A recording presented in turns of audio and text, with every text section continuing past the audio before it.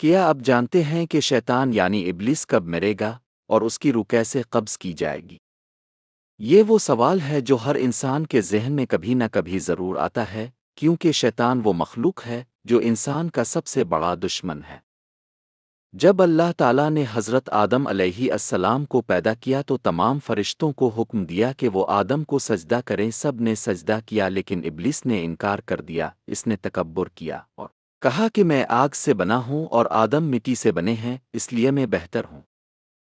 اللہ تعالیٰ کو اس کا غرور پسند نہ آیا اور اسے جنت سے نکال دیا گیا۔ اس وقت ابلیس نے اللہ تعالیٰ سے ایک عجیب درخواست کی۔ اس نے کہا کہ اے اللہ، مجھے قیامت تک مہلت دے دے تاکہ میں انسانوں کو گمراہ کر سکوں۔ اللہ تعالیٰ نے فرمایا کہ تجھے مہلت دی جاتی ہے، لیکن ایک مقرر وقت تک، یعنی قیامت کے دن تک۔ اس کے بعد ابلیس نے قسم کھائی کہ وہ انسانوں کو ہر طرف سے بہکائے گا، وہ ان کے دلوں میں وسوسے ڈالے گا اور انہیں سیدھے راستے سے ہٹانے کی پوری کوشش کرے گا۔ آج تک یہی ہو رہا ہے، شیطان ہر انسان کے ساتھ لگا ہوا ہے، وہ ہمیں گناہوں کی طرف لے جاتا ہے، ہمیں اچھے کاموں سے روکتا ہے اور ہمیں دھوکے میں رکھتا ہے۔ لیکن ایک وقت ایسا آئے گا جب یہ دنیا ختم ہو جائے گی، جب قیامت قائم ہوگی اور جب اللہ تعالیٰ کے حکم سے سور پھونکا جائے گا۔ اس وقت زمین اور آسمان کی ہر چیز فنا ہو جائے گی، کوئی بھی زندہ نہیں بچے گا، ہر طاقت ختم ہو جائے گی اور ہر غرور ٹوٹ جائے گا۔ اسی وقت شیطان کا بھی اختتام قریب آ جائے گا۔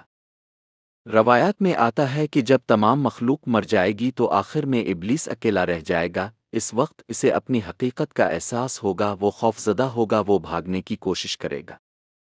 وہ اللہ تعالیٰ سے فریاد کرے گا کہ اسے مزید مہلت دے دی جائے، لیکن اس بار اس کی کوئی بات نہیں سنی جائے گی کیونکہ اس کی مہلت ختم ہو چکی ہوگی۔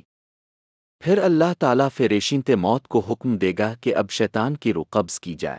جب شیطان کی روح قبض کی جائے گی تو وہ شدید تکلیف میں ہوگا، وہ چیخے گا اور تڑپے گا کیونکہ اس نے پوری زندگی انسانوں کو گمراہ کیا اور انہیں اللہ سے دور کیا۔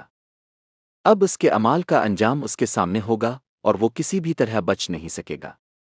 آخرکار اس کی روح بھی قبض کر لی جائے گی اور وہ بھی ختم ہو جائے گا۔ یہ وہی شیطان ہے جس نے تکبر کیا تھا، جس نے خود کو بہتر سمجھا تھا اور جس نے انسانوں کو گمراہ کرنے کی قسم کھائی تھی۔ لیکن اس کا انجام یہ ہوا کہ وہ ذلت کے ساتھ ختم ہو گیا۔ یہ واقعہ ہمیں ایک بہت بڑا سبق دیتا ہے کہ تکبر کا انجام ہمیشہ برا ہوتا ہے، اور جو لوگ اللہ کے راستے سے ہٹتے ہیں وہ آخرکار نقصان میں رہتے ہیں۔